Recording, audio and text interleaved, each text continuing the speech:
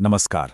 आज हम बात करने वाले हैं ओडिशा के कोणार्क सूर्य मंदिर की। देखिए, ये सिर्फ पत्थरों का एक ढांचा नहीं है। ये तो एक तरह की टाइम मशीन है, एक ऐसी पहेली जो आज भी मॉडर्न साइंटिस्ट के लिए एक बहुत बड़ी चुनौती बनी हुई है। तो आइए आज इसके रहस्यों की एक-एक परत को खोलते हैं। तो सबसे पहले उस रहस्य की बात करते हैं जिसने सदियों तक नाविकों को डरा कर रखा।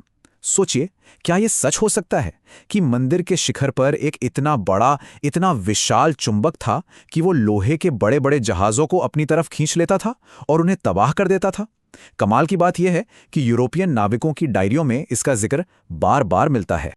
और एक और रहस्य है जो इससे भी कहीं ज्यादा गहरा है। क्या यह मुमकिन है कि इतने भव्य, इतने शानदार मंदिर की नींव एक 12 साल के बच्चे के बलिदान पर रखी गई थी? और क्या क्या उसी बलिदान की वजह से यह मंदिर ऐसा शापित हो गया कि आज तक यहां कभी पूजा ही नहीं हो पाई? और फिर आता है सबसे बड़ा सवाल। मंदिर का जो मुख्य गर्भगृह है, मतलब उसका दिल, उसे 1 सदी से भी ज्यादा समय से रेत और पत्थरों से भरकर सील क्यों किया गया है? ऐसा तो क्या है उस दरवाजे के पीछे जिसे खोलने से आज भी सरकार हिचकती है? अच्छा, इन सारे रहस्यों की जड़ें कहीं और नहीं बल्कि मंदिर के बनने की कहानी में ही छिपी हैं।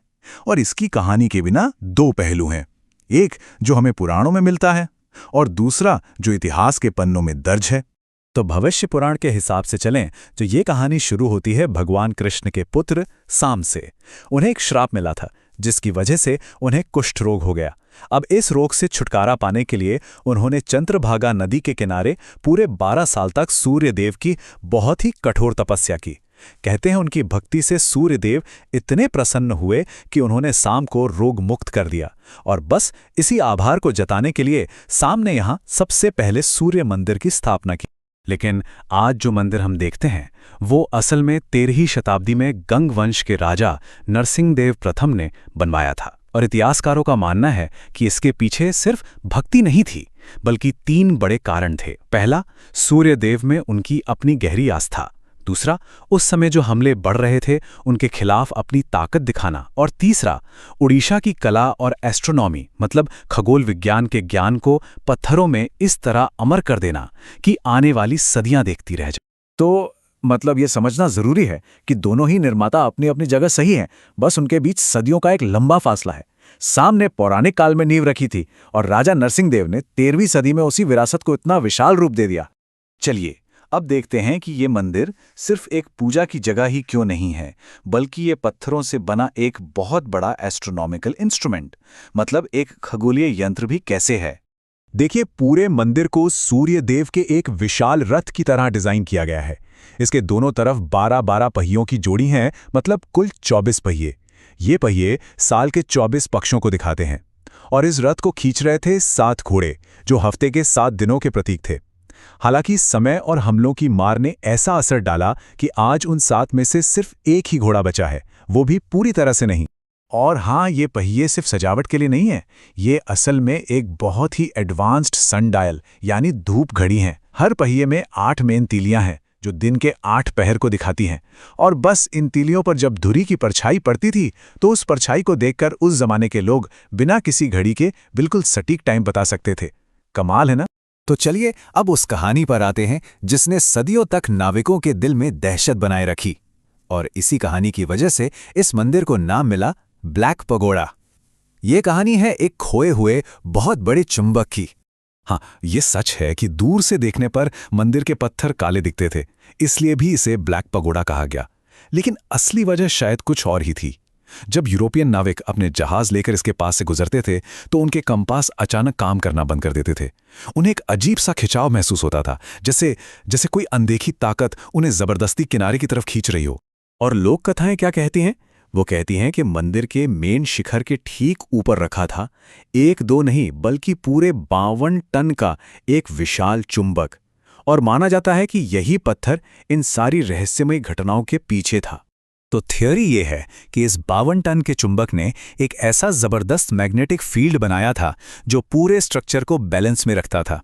यहां तक कहा जाता है कि इसी बैलेंस की वजह से गर्भगृह की जो मुख्य मूर्ति थी वो हवा में तैरती हुई दिखाई देती थी। लेकिन जब पुर्तगाली व्यापारियों को अपने जहाज़ों में दिक्कत आने लगी तो उन्होंने इस चुंबक को ही हटा दिया और नतीजा, मंदिर का पूरा बैलेंस बिगड़ गया और उसका जो मेन शिखर था वो ढह गया। देखिए, मंदिर के बनने की कहानी सिर्फ इंजीनियरिंग के कमाल की ही नहीं है, इसके साथ एक दिल दहला देने वाली ट्रेजेडी भी जुड़ी है। एक ऐसा बलिदान जिसने शायद इस मंदिर को हमेशा के लिए एक श्राप से जोड़ दिया। कहानी कुछ यूं है कि मंदिर लगभग पूरा बन चुका था, बस आखिरी काम बाकी था, 52 टन का वो भारी भरकम कलश यानी क्राउन स्टोन शिखर पर रखना। 1200 कारीगरों ने कई कोशिशें की पर वो सब फेल हो गए। तब राजा ने ऐलान कर दिया कि अगर सूरज उगने तक कलश अपनी जगह पर नहीं लगा तो सभी 1200 कारीगरों के सिर कलम कर दिए जाएंगे। और फिर उसी रात जो मुख्य आर्किटेक्ट थे बिसु महाराणा, उनका 12 साल का बेटा धर्मपद वहां पहुंचा।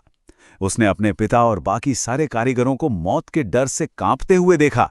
बस फिर क्या था, उसने खुद वो जिम्मेदारी उठाई और अपनी सटीक कैलकुलेशन से उस नामुमकिन काम को मुमकिन कर दिखाया।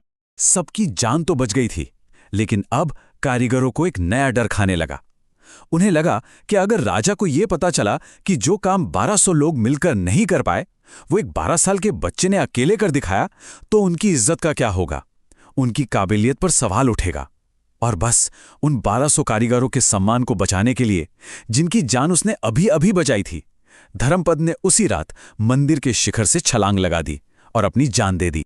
और चलिए अब आते हैं मंदिर के उस रहस्य पर जो आज भी हमारी आंखों के ठीक सामने है। मैं बात कर रहा हूं गर्भगृह के उस सील बंद दरवाजे की। अब ये दरवाजा सील क्यों है, इसके पीछे 2 थ्योरीज हैं। एक है ऑफिशियल कारण, वो ये कि जब मेन शिखर गिरा तो बाकी के स्ट्रक्चर को बचाने के लिए अंग्रेजों ने इसे रेत से भर दिया, क्योंकि दीवारें बहुत कमजोर हो गई थीं। लेकिन जो वहां के लोग हैं उनकी मान्यता कुछ और ही है। वो मानते हैं कि धर्मपद के बलिदान के बाद ये मंदिर शापित हो गया था और उसी नेगेटिव एनर्जी को अंदर कैद करने के लिए गर्भगृह को हमेशा हमेशा के लिए बंद कर दिया गया। सदियों तक तो इस मंदिर पर किसी ने ध्यान नहीं दिया। फिर 20वीं सदी में इसके महत्व को फिर से पहचाना गया। 1984 में इसे यूनेस्को वर्ल्ड हेरिटेज साइट का दर्जा मिला, जिससे इसे दुनिया भर में एक पहचान मिली। और हाल ही में मतलब 2022 में अंदर भरी रेत को निकालने की एक बड़ी कोशिश शुरू भी हुई थी, लेकिन काम को बीच में ही रोकना पड़ा। डर ये था कि कहीं पूरा का पूरा ढांचा ही न गिर जाए। तो मतलब वो रहस्य आज भी बंदी है। एक बार सोचकर देखिए, आज से करीब 775 साल पहले बिना किसी कंप्यूटर के, बिना किसी मॉडर्न मशीन के एक ऐसी चीज बना दी गई जो सिर्फ कला का एक बेहतरीन नमूना नहीं बल्कि टाइम बताने वाली एक मशीन भी थी। ये आज की मॉडर्न इंजीनियरिंग के लिए भी एक बहुत बड़ा चैलेंज है। कोणार्क का ये सूर्य मंदिर आज भी खामोशी से खड़ा है और ये हम सब से बस एक ही सवाल पूछ रहा है, क्या हम सच में इतिहास के सबसे एडवांस सिविलाइजेशन हैं, या हम बस उस ज्ञान को फिर से ढूंढने की कोशिश कर रहे हैं जो हमारे पूर्वज सदियों पहले से ही जानते थे।